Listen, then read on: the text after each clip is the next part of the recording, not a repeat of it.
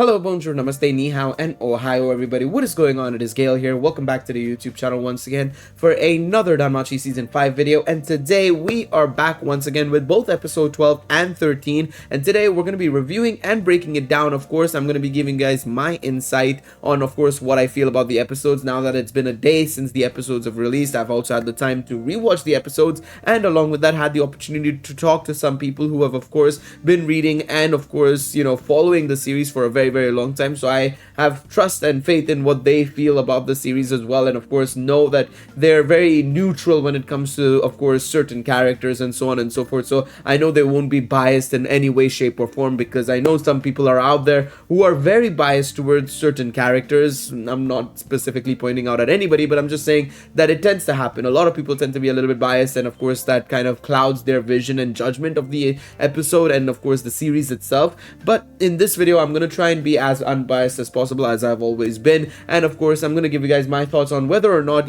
this wait was worth it. Of course, yesterday I did say it was worth it, but it's been a day since the episodes have released, so let's talk about it, let's break it down. And of course this video will contain timestamps, so you can of course go to either episode 12's review or episode 13's review and breakdown. We're going to be separating them into two. We're going to start off with episode 12. So of course, if you guys go on to enjoy this video, remember to leave a like, subscribe to the channel, all that sort of good stuff, and let me know in the comment section down below, what did you guys think about the episode? Did you guys like it, dislike it? Let me know your thoughts. I'm curious to see what you guys have to say down below. Now, first and foremost, I'd like to still say, coming into episode 12 specifically, that the wait was absolutely worth it. I do think that they made the right decision with episode 12, in terms of making sure that the delay happened. It was very much needed. I mean, let's not get it twisted. Episode 11 was, I wouldn't say it was an unmitigated disaster, but it was definitely not the quality that, we would have wanted from Danmachi in any way, shape, or form.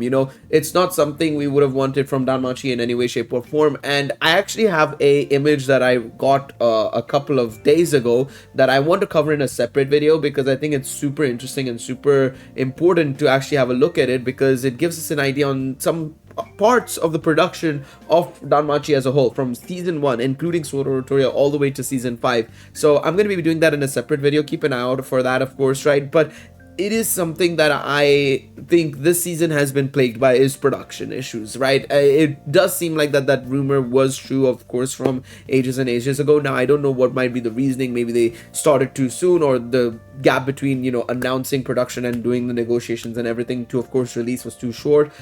Potentially JC staff doing too much in one season with, of course, the various shows it had. I don't know what the reason might be. There might be a plethora of reasons, changes internally, so on and so forth. It could be anything and everything, right? But at least they made the right decision in terms of, give it a month and a half. Let's take a break, do what an 86 did or something like that. 86, you have also some other shows that did the same as well.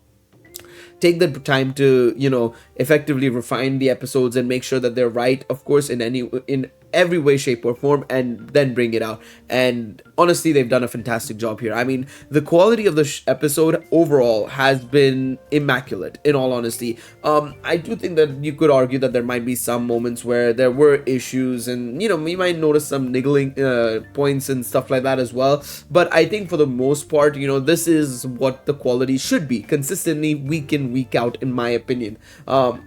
Again, if it takes time, then so be it. This is why I've been saying for, ever since the delay has been happening, is that I wish they'd just taken a couple of more months. This didn't need to come out right now. It didn't need to come out in fall 2024. They could have waited till spring 2025. I think spring 2025 would have been a fantastic place to, release the season. And also it would have been a great opportunity to also celebrate the 10th anniversary of the anime at the same time. I think that would have been fantastic. Why do it in 2024 when there was really not much happening anyways? You could have kind of gassed it up as, this is the 10th anniversary of the anime, sell it as this. So that's just my opinion. But anyways, we're kind of detouring from the episode itself. Of course, we're talking about everything else but the episode. But yeah, episode 12, fantastic, honestly. Really well done, in all honesty. Well made, well animated. I think, it was overall brilliant in that sense. It actually was a lot better than I thought it was even going to be quite honest, because I think this episode was a lot better than some of even season 4's episodes, and we kind of herald season 4 as the best quality we've received from Danmachi, right? It's probably touted as that, at least, right? So the fact that they've managed to get out of their way and get in their bag and actually do a fantastic job with season 5 episode 12 is brilliant, in my opinion. It is absolutely brilliant. I love the fact that they've done it, of course, right? Now, obviously, we start off the episode with, of course, the Freya family absolutely dominating the alliance, effectively finding every single god and goddess except for 4, I think it was left, right? I think we were only left with Hestia, Miak, and 2 others as well, right? And so this was done extremely well, in all honesty. I really like the way they portrayed this, because in the light novel, right, they obviously just showed us effectively like who was found and stuff like that really quickly, basically, and that's about it pretty much. We didn't have an opportunity to kind of get an idea on how it was portrayed and stuff like that, and I love the way they showed it here. Honestly, it was so good. Some of the cute moments with, of course, some of the gods and goddesses, of course, right, was brilliant, of course, right. It was great. It was honestly really well done in terms of, you know, some of the funny moments, of course, of like, you know, what are their names, these 2 gods and goddesses who were willing to surrender, and Alan was like, nope, I don't give a shit. I do not give a shit about either of you two. I think that was amazing. And also some of the work that they did behind the scenes in terms of the animation side of things, in terms of the way they portrayed it, like with this obviously shadow usage, instead of course using the full bodies, using the shadows to kind of make it seem like Alan's killing them, but not really, of course, right? I think it was great. I think it was great, because you have to remember as well, and this we'll have to come back to this inevitably as well, right, is Freya's whole no kill thing. Basically, Freya never really told them to kill all of these gods and goddesses and individuals. So realistically, this is something that you need to keep in mind, is like, that's the reason why, you know, it may have subverted it maybe potentially a little bit, but obviously he didn't do it, of course, right? He didn't actually do it, which was great. But yeah, then obviously we realize and learn that if, of course, the familiar members of any god that have been knocked out, so if the god's flower has been taken or ripped apart, then the familiar members of that god can no longer participate in the war game. So basically, let's say, for example, later on in the episode, we see Hephaestus, of course, getting caught out, of course, right, along with Takemi Kazuchi right here.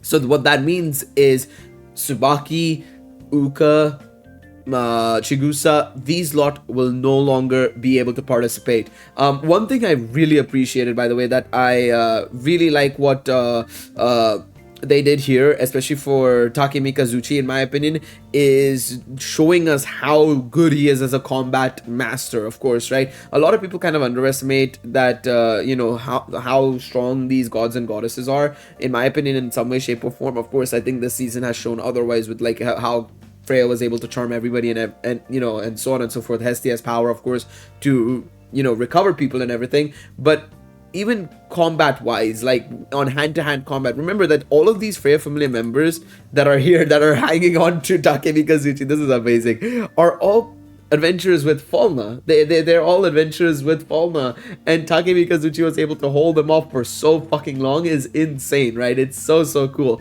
So I really like that touch that they did, of course, with Takemi Kazuchi, and of course making sure that was adapted, in my opinion, always goes a long way to, you know, give a little bit of you know, credit to you know, these gods and goddesses in certain moments that I feel like should be adapted, and so on and so forth.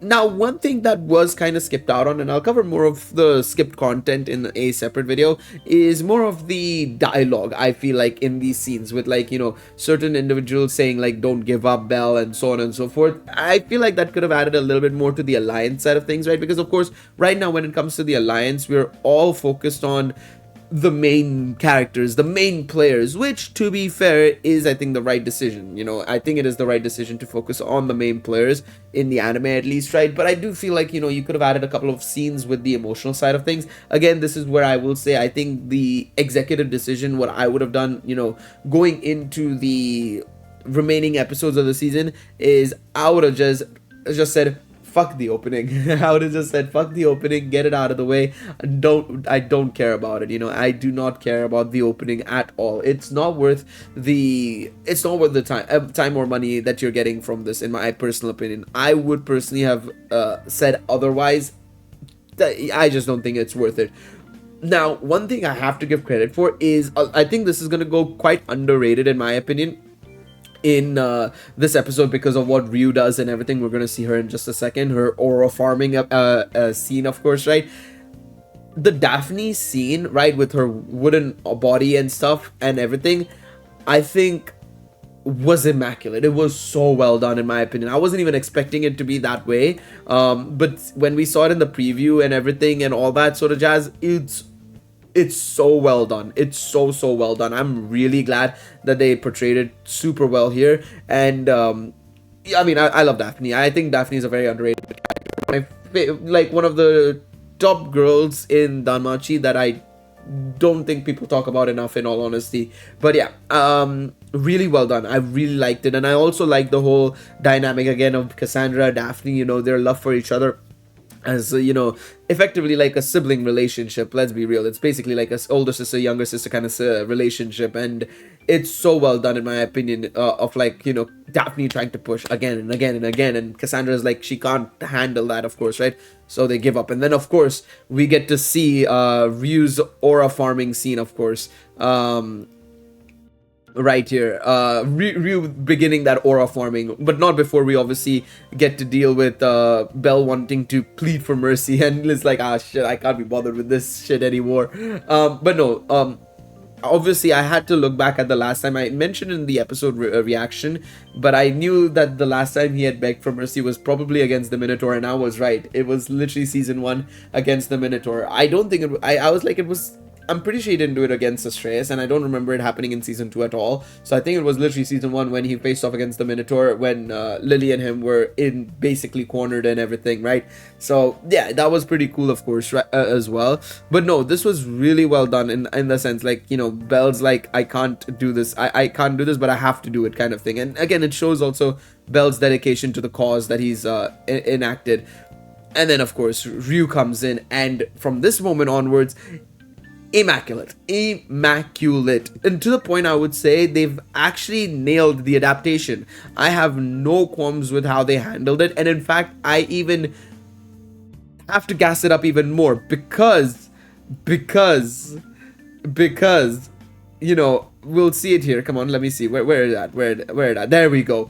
This is the reason why I have to give it credit where it's due. So let me play it so that we can see the scene. This, in my opinion, is something I don't think anybody in the community expected. I didn't expect it as well. You know, this is something that I, well, first and foremost have to say is not seen before at all in any of the Danmachi anime seasons. And it's something I've been begging for quite some time now. Use the side material. For example, in episode 10, right, with the whole Aizen Otaral thing, which I'll talk about again and expand upon in a second, I suggested they needed to use SO in that episode. Somehow, someway they can include it with a flashback sequence or whatever and do it. That is what they did here. So what they did here, and this is what I read on Twitter as well from Omori Sensei, is that the director of the series, Tachibana, he actually went out of his way and read episode Ryu Volume 2, the Familiar Chronicles series, and he actually implemented this from that book. That book is not even out in English. That'll be coming out, I think, in the next couple of months. I don't remember exactly when it's coming out. I think it's coming out in like March or something along those lines. I'd have to double check, but it is coming out inevitably for English as well. And it's something that obviously not a lot of English readers, light novel readers, are probably even aware about, as well as to what happened in the scenes from this section, because this is not even in volume 18, so this is additional scenes as well. And this is what I would have suggested that they do with the Aizen Otaral scene, to explain to viewers as to why Aiz had a favor with Otaral.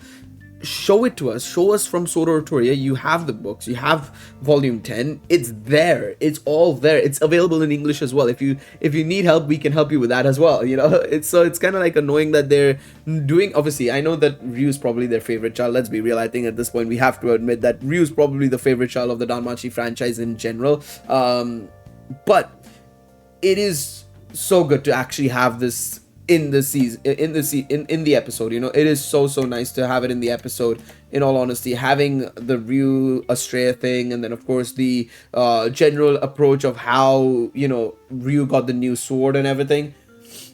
It's well done. It was well done, and it's a well done additional scene. Again, something you don't even get in volume 18. This is actually something entirely separate, and the fact that they included this, thumbs up from my end. Wish they did this more in previous seasons, and of course in this season already, but you can only get so much, you know. You can only get so much. If it's anything to do with Ice, you're not getting anything, and then of course depending on the character, you may get it, you may not get it, but if it's Ryu, you're getting everything, is what I say. It doesn't help the bias talks. It doesn't really help the bias talks, but I listen. I don't mind it as long as it actually helps the episode. You know, whatever it is, it helps the episode. It actually gets people excited and interested. I'm all for it. You know, I have no qualms with that, to be quite honest. I have zero qualms with that. But a lot of people will also talk about the double level up, of course, right? For Ryu, she's gone from level 4 to level 6, and people might be a little bit confused as to how that exactly works. So basically, because Ryu hasn't had a status update in over 5 years, basically, right? Last time she had it was during the Dark Ages, as Hermes mentioned in the episode. She was already a top tier level 4, like she was on the higher end of level 4 already. So defeating the Rudra Familia, defeating the likes of Juggy, helping Bell with, you know, the Goliath fight, Ball of Familia, and so on and so forth. Just all of these experiences together for over 5 years is a lot. It's a lot, right? It's more than a fair share of work being done by Ryu, as even Hermes said, like I said, right? A lot of people didn't like it, in all honesty. Like, I'm quite curious to see if people in the anime community or the anime side, the anime only people, liked the idea of Ryu being a first double level up character.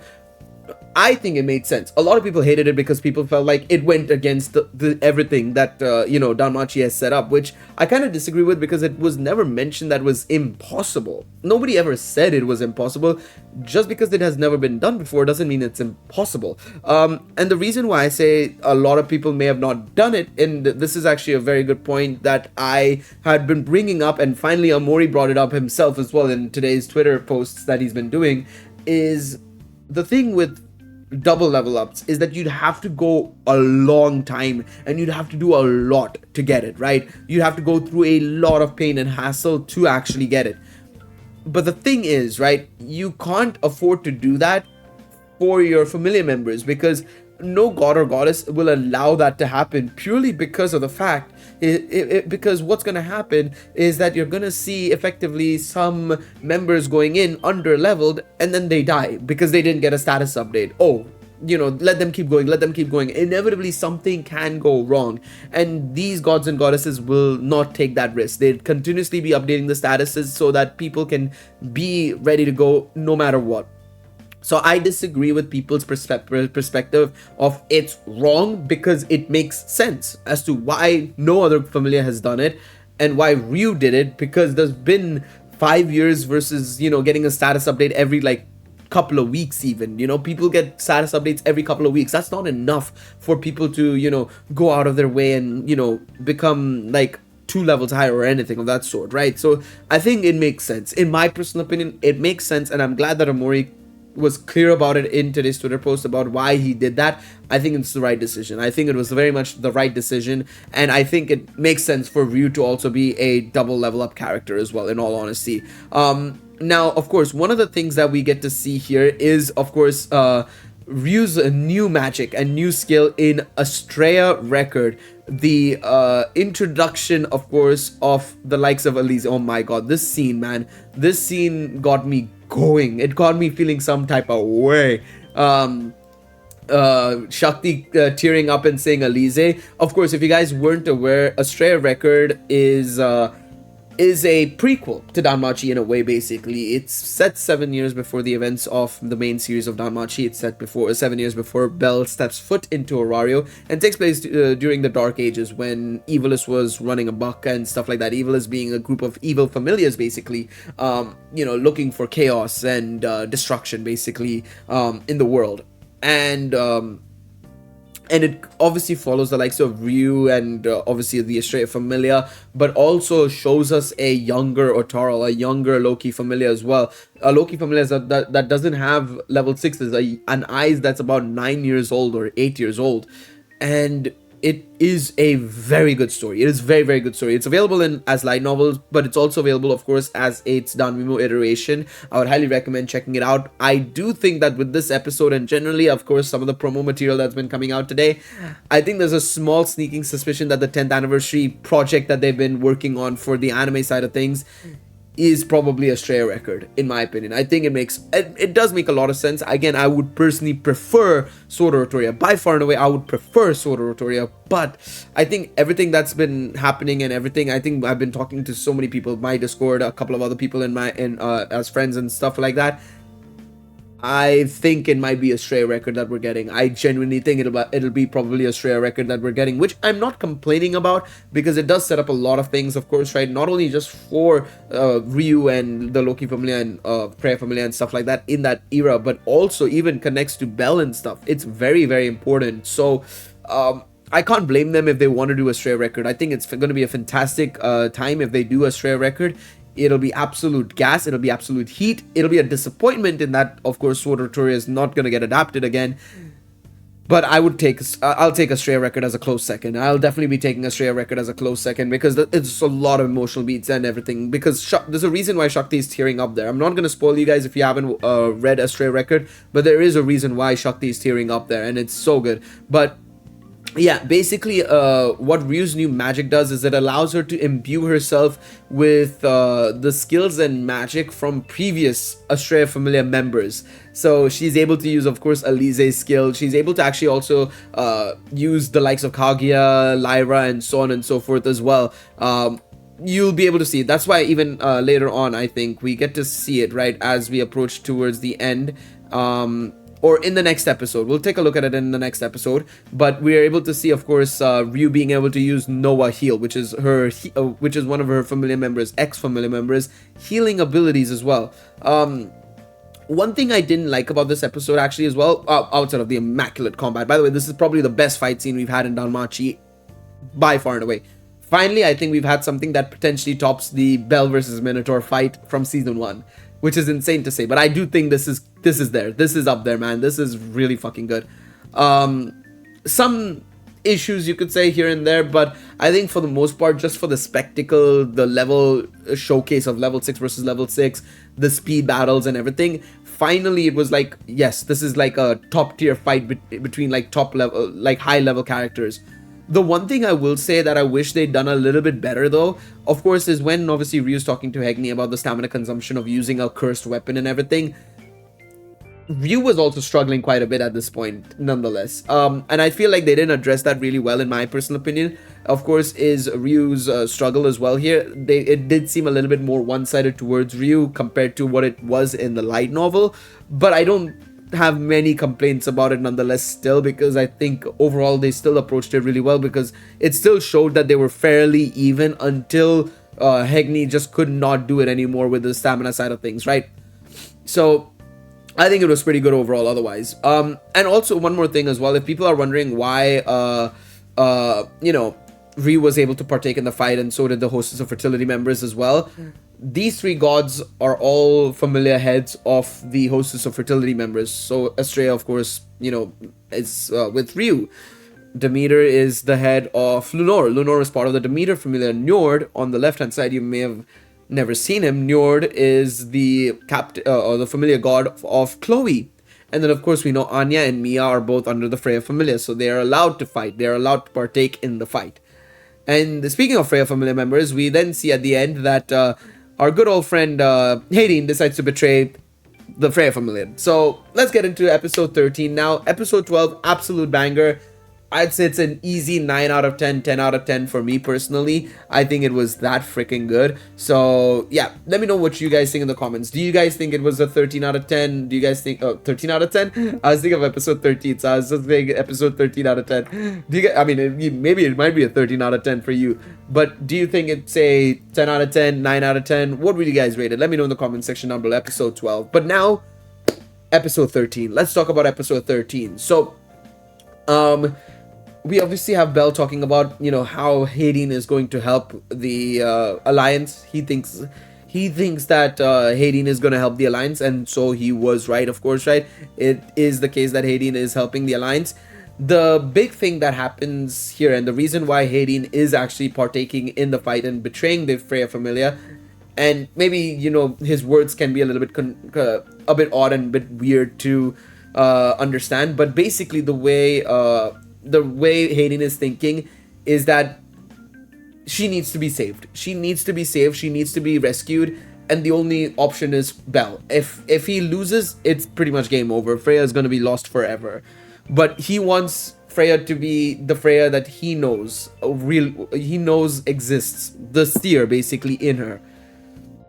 And so Hayden betrays the Freya Familia, basically. I think, you know, it was a crazy thing in the light novel. I don't think a lot of us expected it, Hayden betraying the Freya Familia. But it was the big swing they needed. I mean, this is what even the others were saying, even they were saying in the episode itself, you know, all the audience and everything, is that they had to, of course, do something to obviously help the alliance. And what better than to get the betrayal from within the Familia, of course, right? And then we, of course, see the cavalry coming in as, of course, Aisha said. I was going to say Subaki. Aisha said, with Anya, Lenore, Chloe coming in, of course, right? As well as Mia as well, which was pretty sick to see. I love this. I love that they put this in the episode. I was a bit worried that they wouldn't actually include this in the episode.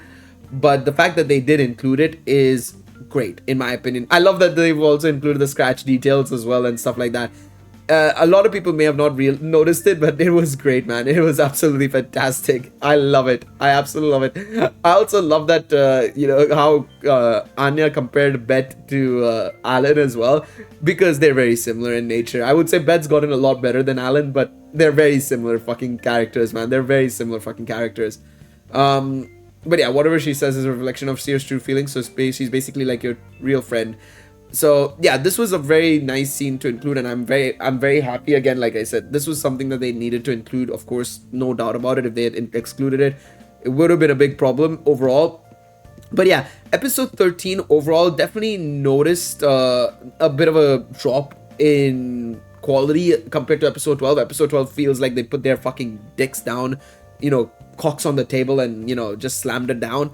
This felt like it retracted a little bit, you know, there was a little bit of a, what's the word here, you know, it became a little bit soft, you could say. The cock became a little bit soft on the table. But nonetheless, I still think this was a really good episode. I just feel like a lot of people will find this episode a little bit mediocre compared to episode 13, in my opinion, or episode 12, sorry, because it was back-to-back. You know, going from episode 12 to 13 definitely makes you feel like there was a bit of a difference in the quality.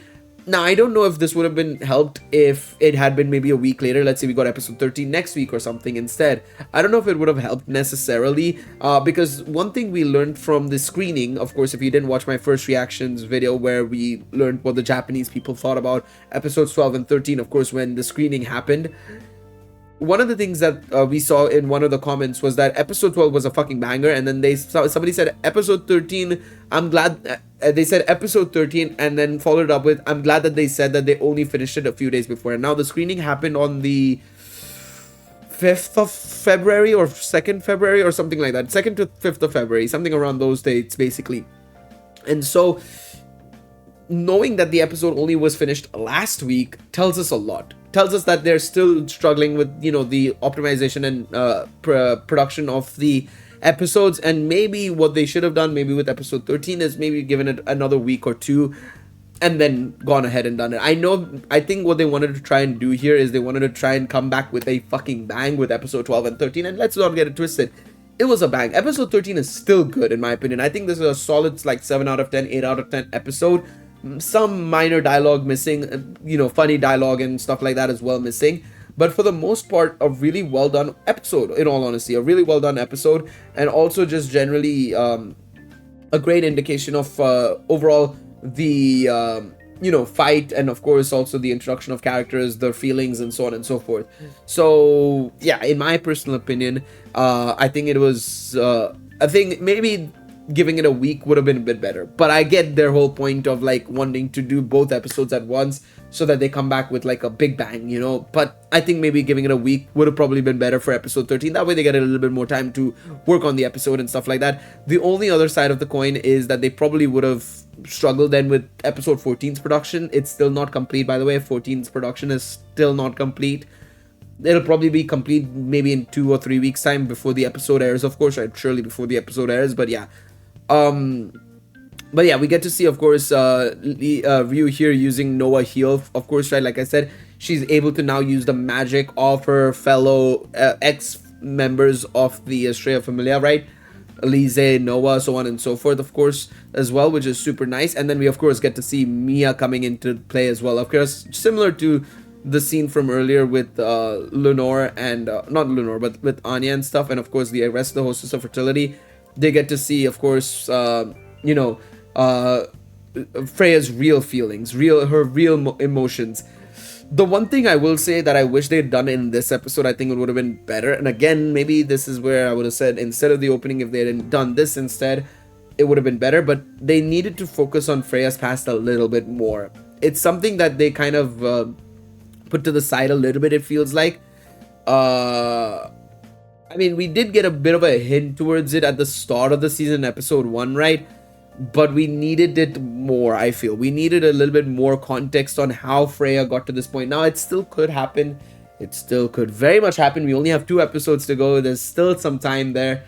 But it needed to happen, in my opinion, by now. It would have given it a little bit more indication and a little bit more feel, in my opinion, to the episode, in all honesty. It would have given a little bit more feel to the episode and a little bit more feel to the, you know, Mia and, you know, the rest of the Hostess of Fertility's feelings, right? That's my personal opinion. I also really loved this scene where Belle was trying to get up as well, and he just falls back down and he's like, nope, I can't still do it. And Ryu's just there like, keep healing him. Keep healing him. Smile and wave, boy. Smile and heal. Sorry, smile and heal, baby. Smile and heal. That was too good. That was too good. I loved that part. Honestly, that was so nice. Obviously, I really love the fact that they obviously explained what I just said at the start of the episode, right? In the episode 12 review, sorry. In the episode 12 review section in regards to, of course, the whole thing with the familiar gods and goddesses. But yeah, man, this episode, well paced overall, really well done. I mean, I don't really have too much to comment on it apart from some cut contents that I'll cover in the video tomorrow. But honestly, I'm really glad that they knocked it out of the park with both episodes. Honestly speaking, they really did knock it out of the park. The only thing I would say, like I said in this episode, is just feel like they missed out on some dialogue, some moments, some things that they could have included, like Freya's past and stuff. Oh, well, that could have been kind of put over the last couple of episodes, in my personal opinion. But yeah, they did extremely well with the quality and the animation side of things for sure. And this scene is probably going to trigger a lot of people in that sense of like, oh, Ryu's confessing, oh, look at this man, look at this harem king and stuff like that. But the thing is, Belle couldn't respond first and foremost because of the situation they were in. And even then, he's turned freaking red, of course, right? He's like, what the fuck is going on here? What did he just say? But the thing is as well, like a lot of people will say like, oh, Ryu knows that he's like somebody else. Because of course in episode 4, if you guys remember, or episode 5 it was, sorry, episode 5, we obviously had Ryu going off on Belle about like, oh, how can you not love Seer and stuff like that. And he's like, I have feelings towards somebody else and stuff, right? Ryu knows that, but Ryu is effectively letting it out, just saying it out loud, just to kind of get it out there, you know, and to kind of, you know, let go of her past, because that's the whole point about this, you know, confession. A lot of people will say like, oh, Ryu shouldn't have said it, or Ryu shouldn't have done that, or this and this and that. But there's a thing about letting it out, you know, at the end of the day, internalizing it, and also just, it's a way to also hold on to your past as well, in a way. What she did here was just, you know, let it out, kind of say it out loud. And, you know, now that he's and she even said it, now it's fair, now we fight, kind of thing. It, you know, it's done, everything is good, I've let go of everything, I've been honest to myself, I'm being true to myself, we're going and beating up this guy. So I think it was well done, in my opinion. I think it was really well done in that sense. but yeah, we obviously have this scene where basically Anya's tone deafness really helps a lot, of course, right? Her scream basically absolutely goes for everybody and their mother. I think this there was a funny line in the light novel. Somebody mentioned it in the comments actually, and I went back and looked, and it was there. I think it would have been so nice to have included it in this. Basically, I think it was like Chloe saying that the tone deaf apocalypse is coming, basically, which is so funny. Keep in mind the status debuff is going to be very important. Because I think we also see Alan getting debuffed as well, and that's going to be very, very important. I'd keep an eye out for I'd keep an eye out for this. I'd keep an eye out for this because that's going to be a very important project. Now, this is another thing that a lot of people may have not realized, but Haruhime has never really shown off her level boost.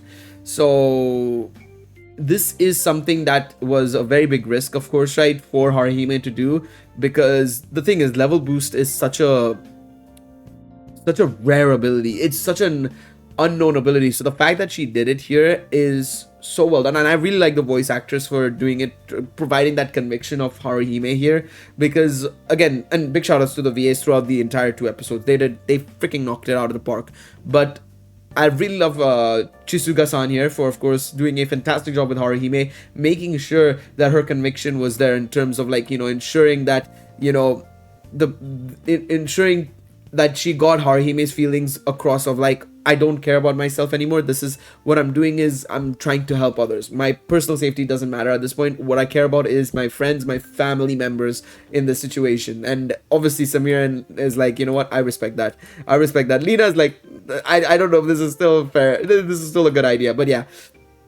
But yeah, the level boost, effectively what's going to happen now, right, is because now the world knows that she's able to do a level boost, a lot of people will be hunting her down. A lot of people will be hunting her down either for their own, you know, their own benefits, basically, you know, and also to have, you know, a stronger asset in their familiar, basically, right? So yeah, and then of course they basically use you know, the smoke screen, the status debuff, Lily's transformation ability and everything to basically take down the Bringar, the Gulliver brothers, basically, because they're able to split them up, basically, because you have to remember that the Gulliver brothers individually are level 5, but they are as a group level 6, basically, because their teamwork is that freaking good.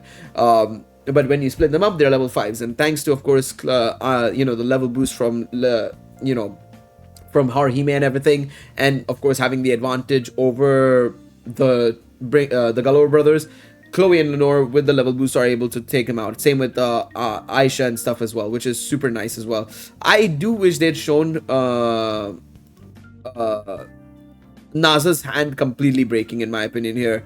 That's something I would have wished they'd done, but I'm glad that they included Naza, to be honest. I was really worried they wouldn't include Naza here, but I wish they'd shown her hand completely breaking apart. They did show it cracking up and everything, but this is also something that I was really looking forward to. It's one of those scenes that kind of goes under the radar, and it's probably not noticed a lot, of course, right, because of, well, it's Naza. It's a very much a C-class character in the sense of, like, you know, she's the last person you'd actually see in the anime, but it's also very nice to see these characters because, of course, of how Omori has developed them in the light novels and in various events in Danmimo and stuff like that, right? So it's super nice in that sense. But yeah, I think this episode was great overall, very solid in my personal opinion. I don't have much, like I said, I don't have much to say about this episode, to be honest, outside of the cut content, which I want to do as a separate video. Overall, the animation was great, the music was very solid, the choices were great, voice acting was top notch as well. And generally, the pacing was very good. Do I think it could have been better? Absolutely. There's things I would have changed a little bit, like I said, Freya's past and stuff, including a couple of other things and details as well. Maybe some more lines and stuff that, like, obviously the tone deaf apocalypse thing would have been super nice. But I think for the most part, in all honesty, I really liked the episode. But episode 12, of course, coming before it does weaken the episode a little bit. Like I said, episode 12 is probably a 9 out of 10 easy, if not maybe 10 out of 10. Episode 13 goes down as a 7 or 8 out of 10. Very good, very, very solid. Just bad timing of being right after episode 12, and maybe this needed a one more week thing of like refining and optimizing. I don't know how much more they could have done, and of course I get that they wanted to come back with a bang, but yeah, let me know your thoughts in the comment section down below. I'm curious to see what you guys have to say. Do you guys like the episodes? What do you guys think? And obviously leave your own scores and ratings down below. Thank you guys so much for watching this video. Leave a like, subscribe to the channel, all that sort of good stuff, and I'll see you guys next time. Take it easy, everybody. Bye bye.